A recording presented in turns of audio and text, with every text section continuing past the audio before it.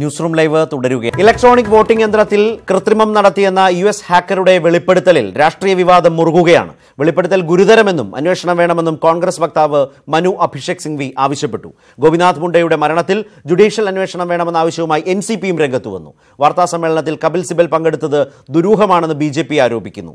വിവരങ്ങളുമായി ഡൽഹിയിൽ നിന്നും KP അഭിലാഷ് ചേരുകയാണ്. അഭിലാഷ്, ഏതായാലും ഗൗരവപ്പെട്ട ഒരു രാഷ്ട്രീയ പ്രശ്നമായി ഈ ചോർത്തൽ വിവരം മാറുകയാണ്.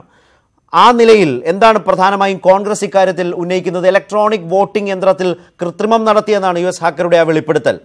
അതിലെങ്ങനെയാണ് കോൺഗ്രസ് ഇടപെടുന്നത്? കപിൽ സിബലിന്റെ സാന്നിധ്യത്തിലായിരുന്നു ആ വെളിപ്പെടുത്തൽ. എന്തൊക്കെ ഡിമാൻഡാണ് കോൺഗ്രസ് വെക്കുന്നത്?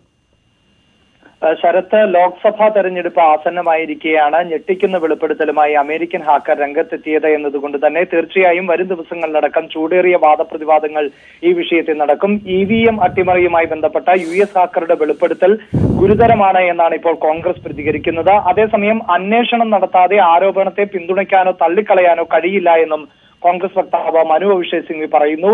ഇപ്പോൾ ഉന്നയിക്കപ്പെട്ട ആരോപണങ്ങൾ ഗൗരവതരമാണ്. പരിശോധിക്കാനോ ഇതിനെ പിന്തുണയ്ക്കാനോ തള്ളാനോ കഴിയില്ല.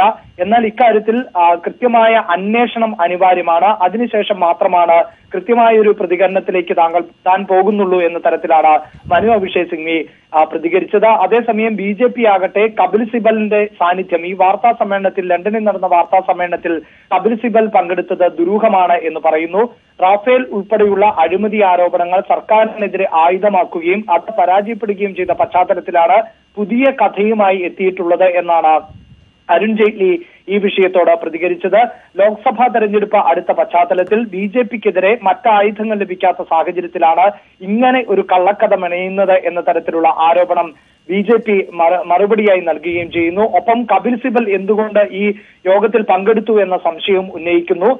അതേസമയം കോൺഗ്രസ് ആകട്ടെ ഇത്തരത്തിൽ, അതായത് കപിൽ സിബൽ പരിപാടിയിൽ പങ്കെടുത്തത് രാഹുൽ ഗാന്ധിയുടെയും സോണിയാഗാന്ധിയുടെയും നിർദ്ദേശപ്രകാരമാണ് എന്നും പാകിസ്ഥാനും വരെ കോൺഗ്രസിന് ഫ്രീലാൻസ് മാധ്യമ പ്രവർത്തകരുണ്ട് എന്ന് കഴിഞ്ഞ ദിവസം തന്നെ മുക്താർ അബ്ബാസ് നഖ്വി, BJP നേതാവും കേന്ദ്രമന്ത്രിയുമായ മുക്താർ അബ്ബാസ് നഖ്വി ആരോപിക്കുകയും ചെയ്തിരുന്നു. എന്നാൽ ഇങ്ങനെ ഒരു നിർദ്ദേശപ്രകാരമോ അല്ലെങ്കിൽ കോൺഗ്രസിന്റെ നിർദ്ദേശപ്രകാരമോ അല്ല കപിൽ സിബൽ വാർത്താ സമ്മേളനത്തിന് എത്തിയത്. മറിച്ച് കപിൽ സിബലിന്റെ സുഹൃത്തു കൂടിയായിരുന്ന ആളാണ് വാർത്താ സമ്മേളനം സംഘടിപ്പിച്ചത്. യൂറോപ്പിലെ ഇന്ത്യൻ ജേർണലിസ്റ്റ് അസോസിയേഷനിലെ മാധ്യമ പ്രവർത്തകന്റെ ക്ഷണപ്രകാരമാണ് കപിൽ സിബൽ അവിടെ പോയത് എന്നുമാണ് പറയുന്നത്. ഒപ്പം കോൺഗ്രസിന്റെ ആവശ്യത്തെ മമതാ ബാനർജി അടക്കമുള്ള നേതാക്കൾ ഇപ്പോൾ പിന്തുണയ്ക്കുന്ന സാഹചര്യവുമുണ്ട്. അതായത് ഇലക്ട്രോണിക് വോട്ടിംഗ് മെഷീന്റെ വിശ്വാസ്യത നേരത്തെ തന്നെ തൃണമൂൽ കോൺഗ്രസ് ചോദ്യം ചെയ്തിട്ടുള്ളതാണ് എന്നും വോട്ടിംഗ് സമ്പ്രദായത്തിൽ മാറ്റം വരുത്തണം, ബാലറ്റ് പേപ്പർ ഉപയോഗിച്ചുകൊണ്ടുള്ള വോട്ടെടുപ്പ് തന്നെയാണ് സുതാര്യമെന്നും അതിലേക്ക് തിരിച്ചു വരിക മാത്രമാണ് ഇത്തരം ആരോപണങ്ങൾക്കുള്ള പോംവഴി എന്നുമാണ് മമതാ ബാനർജി മറുപടി പറയുന്നത്. അതേസമയം ഇലക്ട്രോണിക് വോട്ടിംഗ് മെഷീനുമായി ബന്ധപ്പെട്ട് ഉണ്ടായിട്ടുള്ള ആരോപണങ്ങളെ തെരഞ്ഞെടുപ്പ് കമ്മീഷനും ഗൗരവത്തോടെ കാണേണ്ടതുണ്ട്. ഈ വിഷയത്തിൽ കൃത്യമായ അന്വേഷണം വേണമെന്ന് കോൺഗ്രസ് വീണ്ടും പറഞ്ഞു വെക്കുന്ന പശ്ചാത്തലവുമുണ്ട്. അതിനിടെ ഇന്നലെ ഉന്നയിക്കപ്പെട്ട മറ്റൊരു പ്രധാനപ്പെട്ട ആരോപണം ഗോപിനാഥ് മുണ്ടയുടെ മരണവുമായി ബന്ധപ്പെട്ടാണ്. ഇലക്ട്രോണിക് വോട്ടിംഗ് മെഷീനിൽ അട്ടിമറി നടന്നു എന്ന കാര്യം അദ്ദേഹത്തിന് അറിയാമായിരുന്നുവെന്നും ഇതേ തുടർന്നാണ് അദ്ദേഹത്തിന്റെ മരണം സംഭവിച്ചത് എന്നതുമുള്ള വെളിപ്പെടുത്തൽ കൂടി ഹാക്കർ നടത്തിയത്. വീണ്ടും ആരോപണങ്ങൾക്ക് ശക്തിയാർജിക്കുന്ന പശ്ചാത്തലമുണ്ട്. ഇപ്പോൾ NCP ആവശ്യപ്പെടുന്നത് ഇതുമായി ബന്ധപ്പെട്ട CBI അന്വേഷണത്തിലെ കണ്ടെത്തലുകൾ തൃപ്തികരമല്ല, അപകട മരണമായിരുന്നു, സ്വാഭാവികമായ അപകട മരണമായിരുന്നു ഗോപിനാഥ് മുണ്ടയുടേത് എന്നത് ഇപ്പോൾ വിശ്വസിക്കാനാകാത്ത സാഹചര്യമുണ്ട്. അതുകൊണ്ട് റോ പോലെയുള്ള അന്വേഷണ ഏജൻസിയോ അല്ലെങ്കിൽ സുപ്രീം കോടതിയിലെ മുതിർന്ന അഭിഭാഷകരെ ഉൾപ്പെടുത്തിക്കൊണ്ടുള്ള ജുഡീഷ്യൽ അന്വേഷണമോ ഈ വിഷയത്തിൽ നടത്തണമെന്ന് NCPയും ആവശ്യപ്പെടുന്നുണ്ട്. ശരത്, ഇതിനകത്ത് അഭിലാഷ്, ഈ ഗോപിനാഥ് മുണ്ടയുടെ മരണം BJPയെയും NDAയും കൂടുതൽ വെട്ടിലാക്കുന്നതാണ്. കാരണം ഇപ്പോൾ ഗോപിനാഥ് മുണ്ടയുടെ മരുമകനും NCP നേതാവുമായ ധനഞ്ജയ് മുണ്ടെ തന്നെ ഈ ആവശ്യം ഉന്നയിച്ചിട്ടുണ്ട്. അതായത് കുടുംബവും രംഗത്ത് വന്നിട്ടുണ്ട്. 2014 ഈ മോദി മന്ത്രിസഭയിൽ ഗ്രാമവികസന മന്ത്രിയായിരിക്കെയാണ് മുണ്ടെ വാഹനാപകടത്തിൽ കൊല്ലപ്പെടുന്നത്. ഈ ധനഞ്ജയ് മുണ്ടെ പറയുന്നത് മരണത്തെക്കുറിച്ച് മുൻപും തനിക്ക് സംശയമുണ്ടായിരുന്നു, അത് വെളിപ്പെടുത്തലോടെ ബലപ്പെട്ടു എന്നാണ് പറയുന്നത്. ഗോപിനാഥ് മുണ്ടയെ സ്നേഹിച്ചവർക്കെല്ലാം അപകട മരണമായിരുന്നു എന്ന അന്നത്തെ വാദത്തിൽ വലിയ സംശയമുണ്ടായിരുന്നു എന്നാണ് ഇപ്പോൾ മരുമകൻ പറയുന്നത്.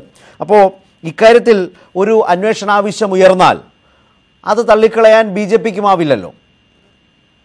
തീർച്ചയായും ശരത്ത്, 2010 മരണവുമായി ബന്ധപ്പെട്ട അന്ന് തന്നെ ഏറെ വിവാദങ്ങൾ സൃഷ്ടിക്കപ്പെട്ടിരുന്നു. ഈ മരണത്തിൽ ദുരൂഹതയുണ്ട് എന്ന തരത്തിലുള്ള ആരോപണങ്ങൾ ആ കാലഘട്ടത്തിൽ തന്നെ, അതായത് മരണം സംഭവിച്ച സമയത്ത് തന്നെ ഉയർന്നു വന്നതുമാണ്. എന്നാൽ ഒരു തരത്തിലുമുള്ള ദുരൂഹതകളും ഇല്ല എന്ന തരത്തിൽ ബിജെപിയുടെ ഭാഗത്ത് നിന്ന് മറുപടിയും ഉണ്ടായിട്ടുണ്ട്. ഇപ്പോൾ ശരത്ത് സൂചിപ്പിച്ചതുപോലെ ഗോപിനാഥ് മുണ്ടയുടെ കുടുംബം തന്നെ ഇത്തരത്തിലൊരു ആവശ്യവുമായി രംഗത്തെത്തുമ്പോൾ തീർച്ചയായും അതിന് ബിജെപിക്ക് കൂടുതൽ മറുപടി നൽകേണ്ട പശ്ചാത്തലമുണ്ട്. ഒരു പക്ഷേ ഇന്ന് പ്രധാനപ്പെട്ട ഒന്ന്, പശ്ചിമ ബംഗാളിൽ ബിജെപിയുടെ ദേശീയ അധ്യക്ഷൻ അമിത്ഷാ റാലിക്ക് തുടക്കമിടുന്നു എന്നുള്ളതാണ്. 11 മണിക്ക് അദ്ദേഹം എത്തുമെന്നാണ് സൂചിപ്പിച്ചിരുന്നത്. അല്പസമയത്തിനകം തന്നെ അദ്ദേഹം മാൾഡയിൽ ഹെലികോപ്റ്ററിൽ ഇറങ്ങുകയും ചെയ്യും. ഒരു പക്ഷേ ഇത്തരം വിമർശനങ്ങൾക്കുള്ള മറുപടി അമിത്ഷായുടെ ഭാഗത്ത് നിന്നുണ്ടാകുമോ എന്നുള്ളത് കൂടി നമുക്ക് വരും മണിക്കൂറുകളിൽ അറിയാൻ സാധിക്കുന്നുണ്ട്. മറ്റൊന്ന്, പ്രവാസി ഭാരതീയ ദിവസിന്റെ ഉദ്ഘാടനം ഇപ്പോൾ അഭിലാഷ് മടങ്ങി വരാം. ഏതായാലും EVM അട്ടിമറി ആരോപണത്തിൽ രാഷ്ട്രീയമായ വിവാദമായി അത് വളരുകയാണ്. അതിന്റെ വിശദാംശങ്ങളാണ് അഭിലാഷ് നൽകിയത്. ഇപ്പോൾ SNDP യോഗം ജനറൽ സെക്രട്ടറി വെള്ളാപ്പള്ളി നടേശൻ മാധ്യമങ്ങളെ കാണുകയാണ് തത്സമയം. ഇവിടുത്തെ ഏതാണ്ട് 15% വരുന്ന സവർണ വിഭാഗങ്ങളുടെ കൈപ്പിടിയിൽ ഒതുക്കിയിരിക്കുകയാണ്. അത് ശരിയാണോ? അത് ബാക്കി ഹിന്ദുക്കളായ അവരുടെ കൂടെ കിടപ്പുണ്ടല്ലോ. അവരില്ലാതെ ഈ 15% സർവാധിപത്യം ക്ഷേത്രങ്ങളിലെല്ലാം ഊട്ടി ഉറപ്പിച്ച് അത് മുമ്പോട്ട് കൊണ്ടുപോകുന്നതാണോ ശരി? വേണ്ട, ഗുരുവായൂർ തന്നെ നിങ്ങളൊന്ന് ആലോചിച്ച് നോക്ക്. എന്തുമാത്രം ആനയെ വളർത്തുന്നതാണ്. ഒരു ആനപ്പിണ്ടം വെറുക്കാനെങ്കിലും ഒരു പട്ടികജാതിക്കാരന് അവിടെ വെച്ചാൽ എന്താണ് മനസ്സില്ലാത്തത്? ഇതൊക്കെ പറയുമ്പോൾ ഞങ്ങളെല്ലാം ജാതി പറയുന്നത്, ഞങ്ങളെല്ലാം ഈ ഇതിലെല്ലാം സഹകരിച്ചില്ല, അല്ലെങ്കിൽ ഞാൻ മാറി നിന്ന് അത് പറയുന്നു. നിങ്ങൾ യാഥാർത്ഥ്യബോധത്തോട് കാര്യം കാണണം. ഈ സമരം തുടങ്ങിയപ്പോൾ ആരുമായിട്ട് ആലോചിച്ച് എങ്ങനെ തുടങ്ങി? ഈ സമരം തുടങ്ങിയപ്പോൾ അതിലൊന്നും ഞങ്ങൾക്ക് ആർക്കും പങ്കില്ല. അതെല്ലാം ഒരു സവർണ ലോബികൾ, ചില ലോബികൾ പ്രത്യേകമായി കൂടി അവർ പ്രഖ്യാപിച്ച് അത് കഴിഞ്ഞിട്ട് ഞങ്ങളെല്ലാം നാമജപത്തിന് വേണം. മാന്യമില്ല, മര്യാദയില്ല. ഇപ്പോഴും കുറേ ആളുകൾ തമ്പ്രാന്മാരും ഞങ്ങളെല്ലാം അടിയാന്മാരുമാണ് എന്ന ചിന്തയിൽ പ്രവർത്തിച്ചാൽ അതിനോട് സഹായിക്കാനും സഹകരിക്കാനും ബുദ്ധിമുട്ടുണ്ട്. അതിനൊരു സെൽമുകാരനെ കാണിച്ച് ഈഴവൻ്റെ എല്ലാം പ്രാതിനിധ്യവും, അതിൽ ബാബുവിനെ കാണിച്ച് ഇവിടുത്തെ പട്ടികജാതിക്കാരൻ്റെ എല്ലാം പ്രാതിനിധ്യവും ഉണ്ടെന്ന് കാണിക്കുന്ന കൗശല ബുദ്ധി പ്രയോഗിച്ചിട്ട് കാര്യമില്ല.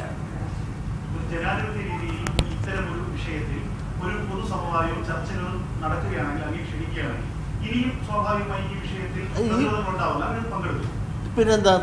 കാരണം ഏത് കാര്യത്തിലും സമവായം ഉണ്ടാകുന്ന കാര്യത്തിൽ നല്ല രീതിയിൽ പോകുന്നതിനകത്തും ഞങ്ങൾക്ക് വളരെ സന്തോഷവും സഹകരിക്കാൻ തയ്യാറാണ്. നായാടി തൊട്ട് നമ്പൂരി വരെയുള്ളവരുടെ കൂട്ടായ്മയ്ക്ക് വേണ്ടി ശ്രമിച്ചവരാണ് ഞാൻ. അന്ന് മാറി നിന്നവരാണ് ഇന്നിപ്പോൾ ഇതിൻ്റെ പുണ്യാളന്മാരായി മാറുന്നത്.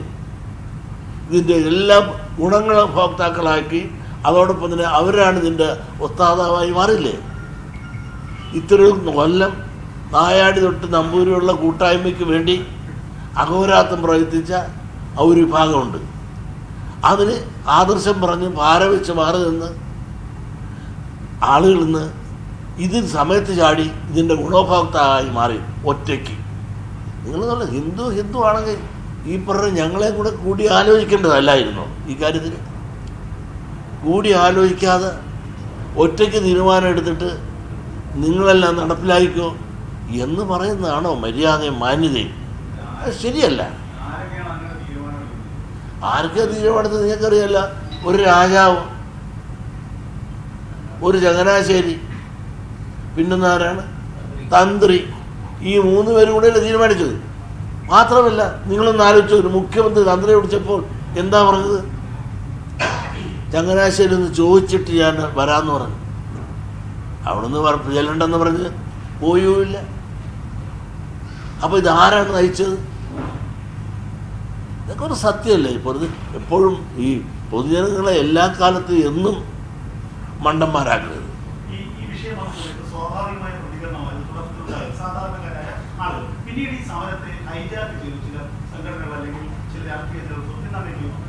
അല്ല, അത് കഴിഞ്ഞ ശേഷം ഇതിന് ആത്മീയതയെ മാർക്കറ്റ് ചെയ്തിട്ട് രാഷ്ട്രീയക്കാർ കയ്യിലെടുത്തു, കോൺഗ്രസ്സുകാർ കയ്യിലെടുത്തു, അത് BJPക്കാർ കയ്യിലെടുത്തു. BJPക്കാർ ആത്മാർത്ഥമായിട്ട് സത്യം പറഞ്ഞു. ശ്രീധരൻപിള്ള ഞങ്ങൾക്ക് ശബരിമല അല്ല പ്രശ്നം, ഞങ്ങൾ രാഷ്ട്രീയമായി ഇതിനകത്ത് അവസരങ്ങൾ കിട്ടുന്നത് മുതലെടുക്കാൻ തന്നെയാണെന്ന് അദ്ദേഹം തുറന്നു പറയുകയുണ്ടായിട്ട്. ഇതെല്ലാം നമ്മൾ കേട്ടതില്ലേ? നിങ്ങളൊന്ന് മനസ്സിലാക്കണം, ജനത്തെ ഇത്രയും ഫൂളാക്കാനുണ്ടാവും. ഈ രാഷ്ട്രീയക്കാരായ BJPക്കാരായാലും കോൺഗ്രസ്സുകാരായാലും ഒരേ സ്വരത്തിൽ ഉത്തരവ് ഈ ജഡ്ജ്മെൻറ്റ് വന്നപ്പോൾ അവർ രണ്ട് കൈയും പൊക്കി ഇത് ഉത്തമമാണെന്നും തുല്യനീതി, സ്ത്രീ പുരുഷന് തുല്യനീതി എന്നുള്ള ആ ജഡ്ജ്മെൻറ്റ്, സുപ്രീം കോടതിയുടെ ആ ജഡ്ജ്മെൻറ്റിനെ അങ്ങേറ്റം സ്വാഗതം ചെയ്തതല്ലേ മിസ്റ്ററെ? എന്നിട്ട് ഇത്ര പെട്ടെന്ന് ജനങ്ങളുടെ മനസ്സിനെ അല്ലെ മറവിയെ മുതലെടുത്തുകൊണ്ട് അല്ലെങ്കിൽ മീഡിയകളിലൂടെ പുതിയൊരു ആശയത്തെ കയറ്റിക്കൊണ്ട് പഴയതിനെ മറച്ചുകൊണ്ട് ഇന്ന് അയ്യപ്പഗീതവും ഭജനയും പാട്ടും ആയിട്ടിറങ്ങിയപ്പോൾ നിങ്ങളൊന്ന് ആലോചിക്കണം. നമ്മളൊക്കെ നമ്മുടെ മറവിയെ ചെറിയ സമയം കൊണ്ട് നമ്മുടെ മറവിയെ ഹൈജാക്ക് ചെയ്ത് അവർ എവിടെ കൊണ്ടെത്തിച്ചു. ഇവരെല്ലാം പറഞ്ഞതെന്ത്? അപ്പോൾ നിലപാടില്ലാത്തത് ആർക്കാണ്? എന്നിട്ട് ചില TV-കളിൽ എന്നെ പിടിച്ചിട്ട് നിലപാടില്ലാത്തവെന്ന് വ്യാഖ്യാനിക്കുന്നുണ്ട്. എനിക്ക് ഇവിടെ നിലപാടുള്ളത്. ഇവർക്ക് ആർക്കും ഒറ്റെണ്ണത്തിൽ നിലപാടുണ്ടോ? കോൺഗ്രസ്സുകാരും കോൺഗ്രസ്സുകാരും BJPക്കാർക്കും അവർ ഒരേ സ്ഥലത്ത് പറഞ്ഞല്ലേ ഇത് നന്നായിരിക്കുന്നു ജഡ്ജ്മെൻറ്റ്. അവർക്ക് പിന്നെ നിലപാടുണ്ടായോ? അത് കഴിഞ്ഞിട്ടല്ലേ അവർ മാറിയത്. അപ്പോൾ ആർക്കാണ് നിലപാടില്ലാത്തത്? എന്നിട്ട് ചില TV മാധ്യമങ്ങൾ നിലക്കിടന്ന് ചർച്ച ചെയ്യാൻ എനിക്ക് നിലപാടുള്ളത്. ഞാനുള്ളത് പറയും, ഒത്തു പറയല. അതിൽ അതിഗംഭീരമായിരുന്നു. പക്ഷേ പിറ്റേ ദിവസം അത് പാളിപ്പോയി എന്ന് പറഞ്ഞാൽ ആ കുറവ് ഞാൻ പറഞ്ഞു. ആ കുറവ് പറഞ്ഞാൽ എനിക്ക് നിലവിലില്ലാത്തതുകൊണ്ടാണ് എനിക്ക് നിലപാടുള്ളവനായതുകൊണ്ടാണ് ആ കുറവിനെ ചൂണ്ടിക്കാണിച്ചത്. ഒത്തുപറയല്ല ഞാൻ ചെയ്യേണ്ടത്. ഇപ്പോൾ ഉണ്ടായിരിക്കുന്ന ഒരു ആരോപണം, നവോത്ഥാനത്തിന്റെ പേരിൽ വനിതാമതം സംഘടിപ്പിക്കുന്ന സമയത്ത് ഹിന്ദുക്കളെ ഭിന്നിപ്പിച്ചുകൊണ്ടൊരു ഡിവൈഡ് ആൻഡ് റൂൾ എന്നുള്ള രീതിയാണ് മുഖ്യമന്ത്രി സർക്കാർ കളിച്ചെന്നുള്ള ഒരു ആരോപണം വരുന്നത്. അതായത് സവർണനെയും അവർണനെയും മാറ്റി നിർത്തിക്കൊണ്ടുള്ള രണ്ട് രീതിയിൽ. അതിന് മുഖ്യമന്ത്രി ഒരു കാരണക്കാരനല്ല, ഈ തുടക്കം ഇവർ തന്നെ അതിന് കാരണക്കാർ. അങ്ങനെ ഒരു സംഭവം ഉണ്ടായി എങ്കിൽ അവർ വ്യാഖ്യാനിക്കുന്നുവെങ്കിൽ അതിനുള്ള കാരണക്കാർ തന്നെ ഇതിൻ്റെ സംഘാടകരാണ്. ആദ്യം അങ്ങനെ ഉണ്ടെങ്കിൽ ഇവരാരും വിളിച്ചില്ലല്ലോ.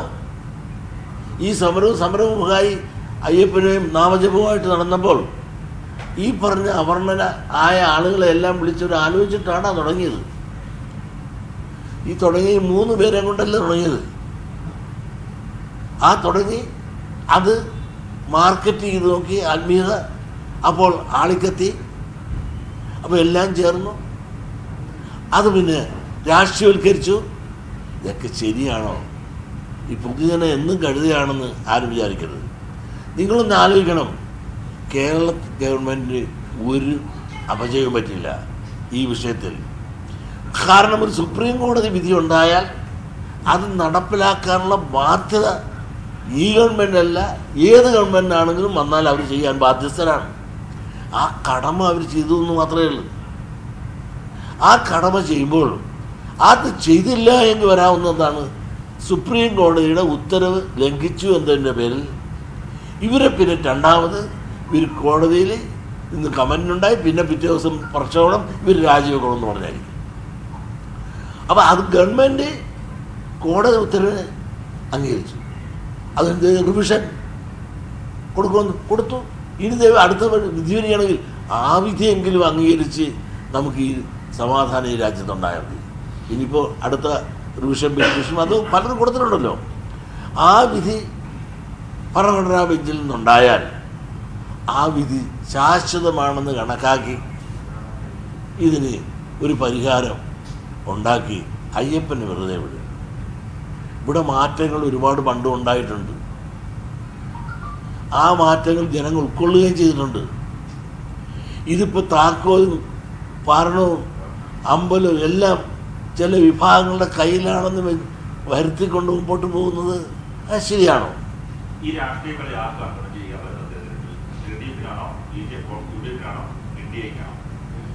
ഇതിൻ്റെ ഗുണമാണ്. ഇപ്പോഴത്തെ ഈ കലക്ക വെള്ളത്തിൽ മീൻ പിടിക്കാൻ എല്ലാവരും നടപ്പുണ്ട്. ഈ കലക്ക വെള്ളത്തിൽ മീൻ പിടിക്കാൻ പോകുമ്പോൾ ഞാൻ ഉള്ളത് പറഞ്ഞാൽ നിങ്ങൾ എന്നെ ഉടനെ പറയും ഇവൻ നിലപാടില്ലാത്തവനാണെന്ന് പറയുമോ? ഉള്ളത് പറയണ ഒത്തു പറയണ. ഉള്ളത് പറഞ്ഞാൽ സർവനാശം സംഭവിക്കാൻ പോണ UDF UDFിൻ്റെ കുറേ വോട്ട് BJPക്ക് ചെല്ലും. ഇടതുപക്ഷത്തിന് ഒരു ചുക്കും സംഭവിക്കാറില്ല. ഇതായിരിക്കും നടക്കാൻ പോണത്. നിങ്ങൾ എഴുതി വെച്ചോളൂ.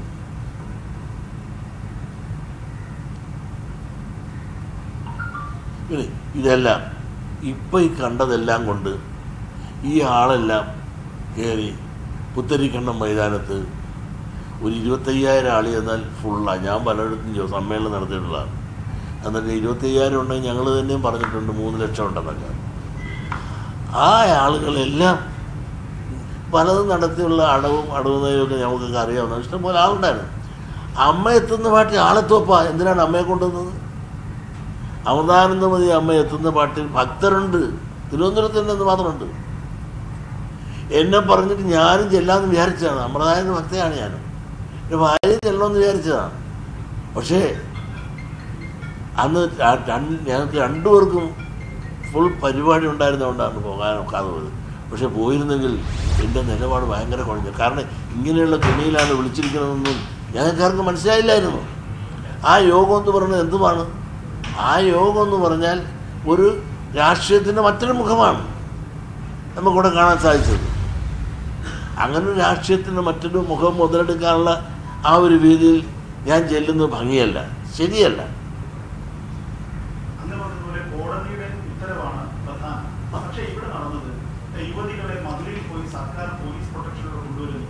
രാത്രി വേഷം മാറി യുവതികളെ ശബരിമലയിൽ എത്തിക്കുന്നു. അതിനുശേഷം സുപ്രീം കോടതിയിൽ 59 കയറിയെന്ന സത്യവാങ്മൂലം കൊടുക്കുന്നു. ഇവിടെ മുഖ്യമന്ത്രിക്ക് ശബരിമലയിൽ യുവതികളെ നിർബന്ധ ബുദ്ധിയുണ്ട് എന്നാണ് സമരസമിതിയുടെ ആരോപണം. ഒരു വിശ്വാസ സംരക്ഷണത്തിന് വേണ്ടി മറുഭാഗത്ത് വലിയൊരു ഏകീകരണം ഉണ്ടാകുമ്പോൾ അതിനെങ്ങനെയാണ് കുറ്റം പറയുന്നത്?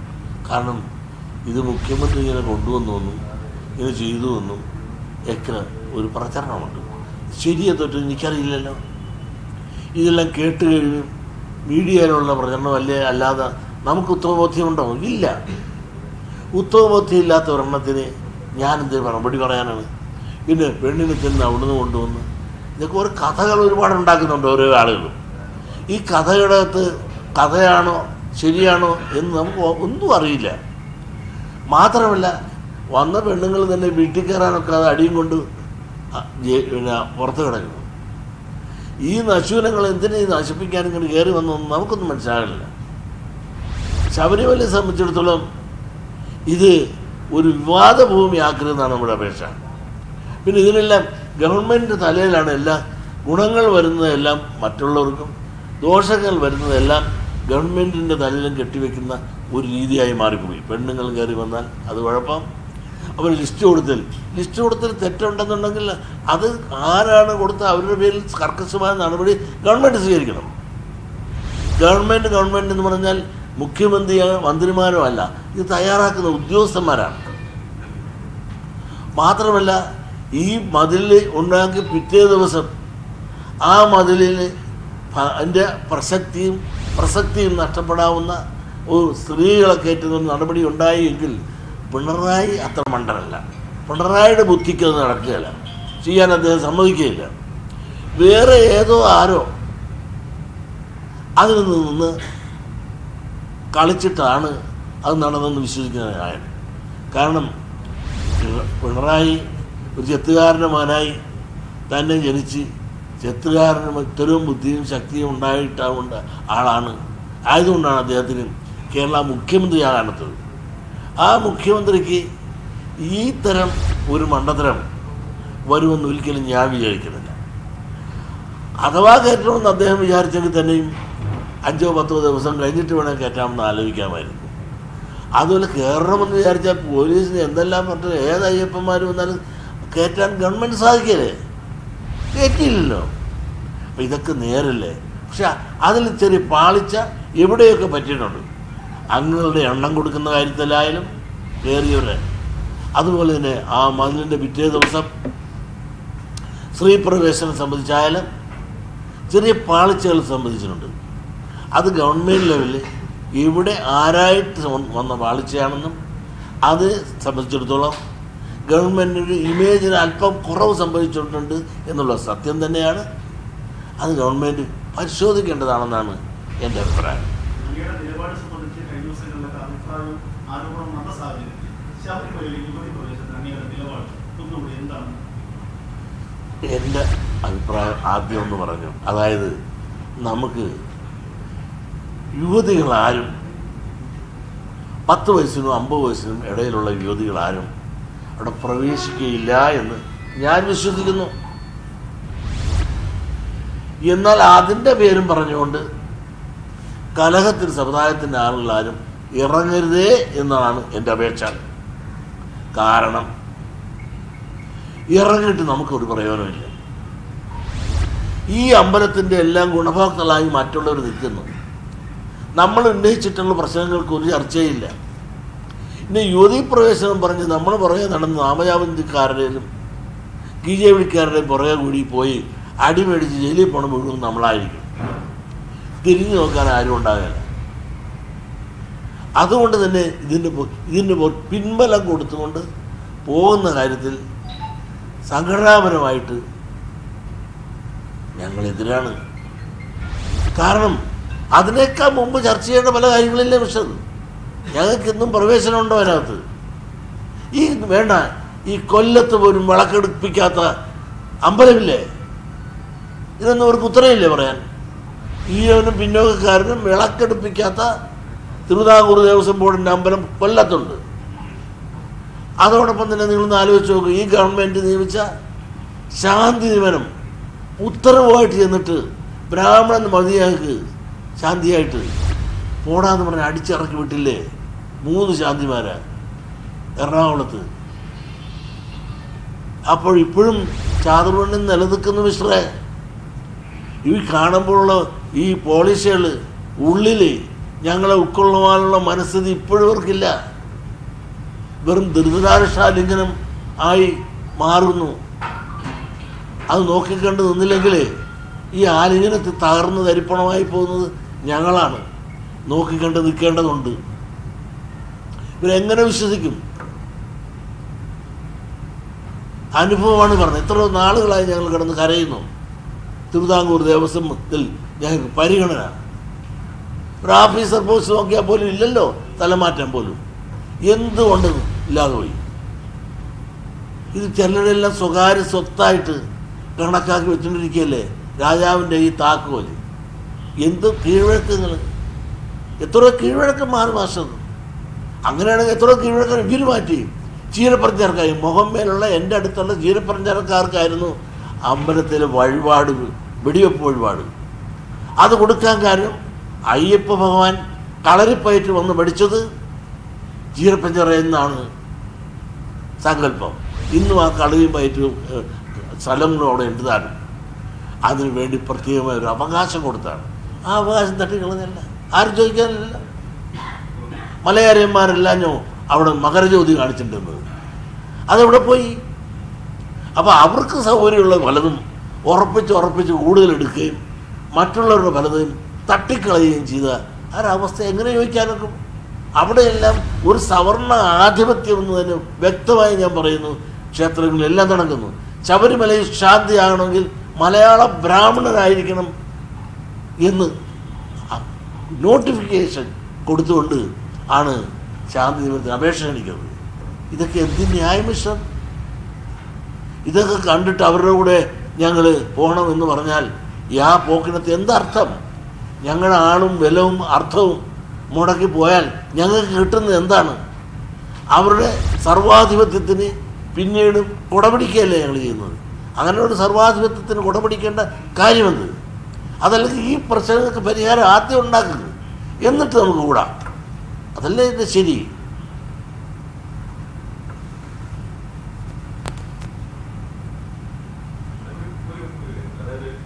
ശബരിമല വിഷയം മുൻനിർത്തി ഇപ്പോൾ ബി ജെ പി നിലപാടെടുക്കുന്ന രാഷ്ട്രീയമാണെന്ന് നമുക്ക് മനസ്സിലാക്കാം. പക്ഷെ സർക്കാർ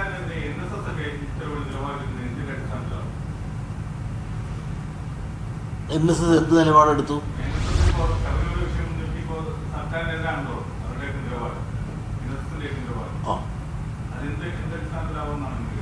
അപ്പോൾ നിങ്ങൾക്ക് കാര്യം മനസ്സിലായില്ലേ?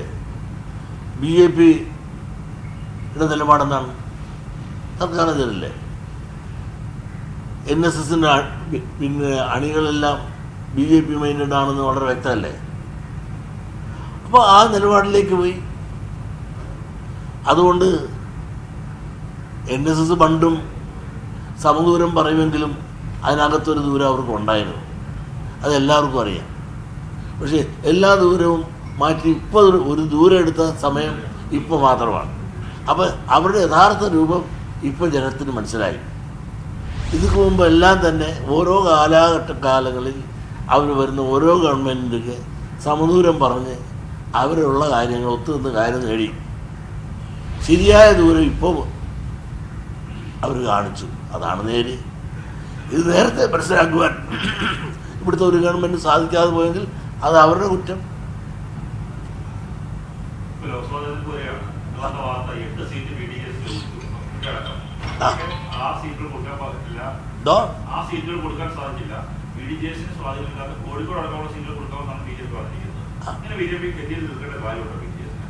അത് അവർ തമ്മിൽ ആലോചിക്കേണ്ടത്. ഞാൻ BDJS-ഉമായിട്ട് ഒരു ബന്ധമില്ല. ഏതായാലും ഒരു കാര്യം ഞാൻ വളരെ വ്യക്തമായിട്ട് പറയാം. ഒരു രാഷ്ട്രീയ പാർട്ടിയായിട്ട് SNDP യോഗം ഇനിയൊരു ബന്ധപ്പെട്ട് പോകേണ്ടതില്ല എന്നുള്ളൊരു പൊതുധാരണയാണ് ഞങ്ങൾ എത്തിയിരിക്കുന്നത്. പലപ്പോഴും പല തെറ്റും കുറ്റമൊക്കെ ഞങ്ങൾക്ക് പറ്റിയിട്ടുണ്ട്, എനിക്ക് പറ്റിയിട്ടുണ്ട്. BJPക്കാർ തന്ന ഹെലികോപ്റ്റർ വരെ ഞാൻ പോയിട്ടുണ്ട്.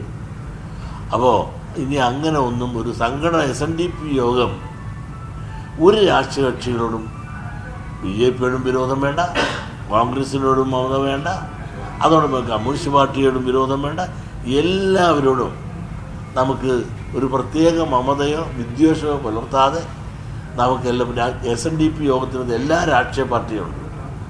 അതുകൊണ്ട് രാഷ്ട്രീയ തീരുമാനങ്ങൾ എടുക്കുവാനുള്ള എല്ലാ അധികാരങ്ങളും ചുമതലകളും അതാത് അംഗങ്ങൾക്ക് വിട്ടുകൊടുത്തുകൊണ്ട് ഞങ്ങൾ SNDP യോഗം സമുദായ പ്രവർത്തനത്തിൽ മാത്രം ഒതുങ്ങി നിന്ന് മുമ്പോട്ട് പോകുന്നതാണ് അഭികാമ്യം.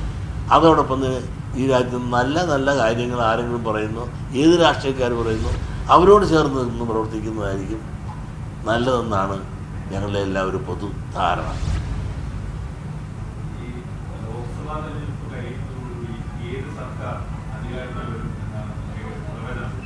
അല്ല, ഒരു കാര്യമുണ്ട്. ഈ പ്രവചനത്തെപ്പറ്റി പറയാനാണെങ്കിൽ ഇപ്പോൾ സകല ഞാഞ്ഞൂലുകളും ഒന്നിച്ചു കൂടിക്കൊണ്ട് ഇന്നത്തെ മോദി ഗവൺമെൻറ്റിനെതിരായിട്ട് സകലം ഊഴുണ്ട് മത്സരിക്കാൻ തയ്യാറായിട്ട്. ഈ മത്സരിച്ചാലും ഒരു സിംഗിൾ മെജോറിറ്റി എന്ന നിലയിൽ BJP തന്നെ കേരളത്തിൽ വരുമെന്നാണ് എനിക്കിപ്പോൾ തോന്നുന്നത്. ഇന്ത്യയിൽ ഞാൻ പറഞ്ഞ തെറ്റുപോയി, കേരളത്തിൽ സോറി ഇന്ത്യയിൽ BJP തന്നെ വരും. കാരണം മോദിക്ക് അതിൻ്റേതായ ഒരു പ്രസക്തിയുണ്ട്. മോദിയുടെ പ്രസക്തി ചെറുതായി കണ്ടിട്ട് കാര്യമില്ല. പക്ഷേ ഈ എതിരായ ആളുകൾ അഥവാ ജയിച്ചാൽ തന്നെയും ആര് പ്രധാനമന്ത്രി, എല്ലാവരും പ്രധാനമന്ത്രി മോഹികളായിട്ടാണ് നിൽക്കുന്നത്. ഒരാളല്ല, ഒരാളാക്കിയില്ലെങ്കിൽ അടുത്ത ആൾ ചാടും. ചാടിയാൽ അതിനെ മോദി പിക്കപ്പ് ചെയ്യും. അപ്പം എങ്ങനെ വന്നാലും ഭൂരിപക്ഷം കിട്ടിയില്ലെങ്കിലും മോദി തന്നെ ഇക്കാര്യത്തിൽ ചാക്കിടാൻ വളരെ എടുക്കണമെന്ന് തെളിയിച്ചു കഴിഞ്ഞിരിക്കുകയാണ്. കാശ്മീരിൽ പോലും ഭരണം നിർത്തി, അതല്ല ഗോവയിൽ കഴിഞ്ഞ അത്ഭുതം സൃഷ്ടിച്ചു. കർണാടകത്തിൽ ഇപ്പോൾ ടെസ്റ്റ് ചെയ്തുകൊണ്ടിരിക്കുന്നു. കാരണം ഈ മഹാസഖ്യങ്ങളെല്ലാം കൂടി കഴിഞ്ഞാൽ തന്നെ ആശയപരമായി അവർ തമ്മിൽ യാതൊരു യോജിപ്പുമില്ല. മാത്രമല്ല കൂട്ടത്തല്ല് നടക്കുന്നതിനിടയിലാണ് ഇതെല്ലാം കൂടെ യോജിക്കുന്നത്. ഈ കൂട്ടത്തല്ലിനിടയിൽ ഒന്ന് ജയിച്ചു കഴിഞ്ഞാൽ ഇനി കൂട്ട അടിയായിരിക്കും മുഖ്യമന്ത്രി സ്ഥാനത്തിനും പ്രധാനമന്ത്രി സ്ഥാനത്തിനും പിന്നെ ചില വകുപ്പിനും. ഇത് വരുമ്പോൾ ഒന്നിച്ചു പോകാൻ പ്രായോഗികമായി ഭയങ്കര പ്രയാസമായിരിക്കും. അങ്ങനെ വന്നാൽ ഇവരെല്ലാം ഹൈജാക്ക് ചെയ്യാൻ കഴിവുള്ളത് ഇന്ന് മോദിക്ക് തന്നെയാണെന്നാണ് എനിക്ക് തോന്നുന്നത്. എൻ്റെ അഭിപ്രായം പറഞ്ഞു, അല്ലെങ്കിൽ എനിക്ക് തോന്നിയത് ഞാൻ പറഞ്ഞു, അല്ലെങ്കിൽ എൻ്റെ ചിന്തയ്ക്ക്. ഞാൻ രാഷ്ട്രീയക്കാരനല്ല. ഈ കാണുന്നതും കേൾക്കുന്നതും വെച്ചുകൊണ്ടും ചില രാഷ്ട്രീയക്കാരുടെ അവരുടേതായ ഇന്നലെ വരെയുള്ള നിലപാടും ഇപ്പോൾ യോജിക്കുന്ന നിലപാടും എന്നാൽ ഈ തമ്മിൽ തല്ലുമ്പോൾ അതിനിടക്ക് നിന്ന് മുതലെടുക്കാൻ ഒറ്റയ്ക്ക് നിന്ന് മത്സരിച്ച് മായാവതിയെ കൂട്ടുള്ള ആളുകളും പ്രധാനമന്ത്രി സ്ഥാനത്തിന് വേണ്ടി ഒറ്റയ്ക്ക് നിന്ന് മത്സരിച്ചും നിൽക്കുന്നുണ്ട്. ഇതിൻ്റെ ഇടയിൽ നമുക്ക് ഇങ്ങനെ കണക്ക് കൂട്ടാൻ നിവൃത്തിയുള്ളൂ. എൻ്റെ കണക്ക് ശരിയാകാം, തെറ്റാകാം. ഇനിയും സമയം കണക്കിൽ ഇഷ്ടം പോലെ. ആ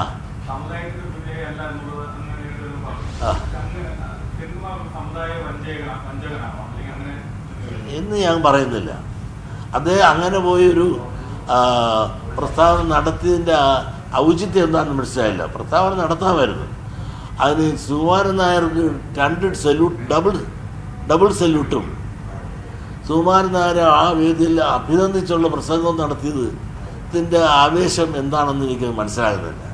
കാരണം സുകുമാരൻ നായർ പോലും അതിന് വന്നിട്ടില്ല. എന്നാൽ NSSൻ്റെ പ്രതിനിധി പോലും ആ യോഗത്തിൽ വന്നില്ല. എന്നിട്ട് പോലും ആ NSSനെ പ്രശംസിച്ചു. പണ്ടല്ല അദ്ദേഹം പറഞ്ഞതിനെ പറ്റിയൊക്കെ എനിക്ക് നല്ല ഓർമ്മയുണ്ട്. ഞാൻ അത്രയും കൊണ്ട് ഇപ്പം നിർത്തുന്നു. എന്താ അതൊക്കെ വേണമെങ്കിൽ അദ്ദേഹത്തിന് നിസ്സാരമായിട്ട് കിട്ടും, കൊടുക്കും BJP. ലോക്സഭാ സീറ്റ് പിന്നെ സെൻകുമാർ അദ്ദേഹം നല്ലൊരു ഓഫീസറാണ്, കറപ്ഷൻ ഇല്ലാത്ത സംശുദ്ധനായ മിടുമിടുക്കനായ ഒരു ഓഫീസറാണ്. പക്ഷെ അത് കേരള ഗവൺമെൻറ്റിന് വേണ്ടത്ര പ്രയോജനപ്പെടുത്തുവാനും ഗവൺമെൻറ് തയ്യാറായില്ല എന്നുള്ളത് വേറെ ഒരു ദുഃഖസത്യമാണ്. അദ്ദേഹത്തിന് ഒരുപാട് പ്രതികാരപരമായ നടപടികൾ സ്വീകരിച്ചു എന്നുള്ളത് നമ്മൾ കണ്ടതാണ്. കേസ് ഒന്ന് തീരുമ്പോൾ അടുത്ത കേസ് കൊടുത്ത് അദ്ദേഹത്തെ ഒരുപാട് പീഡിപ്പിച്ചു എന്നുള്ളതും നേരാണ്.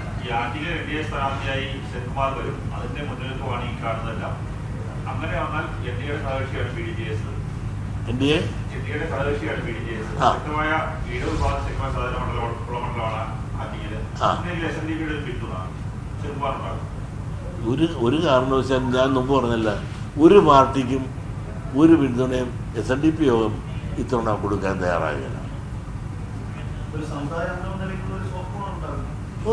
ഉണ്ടാകേണ്ട കാര്യമില്ല. സമുദായത്തിൽപ്പെട്ടവർ എല്ലാ പാർട്ടിയിലും ഉണ്ടാകും.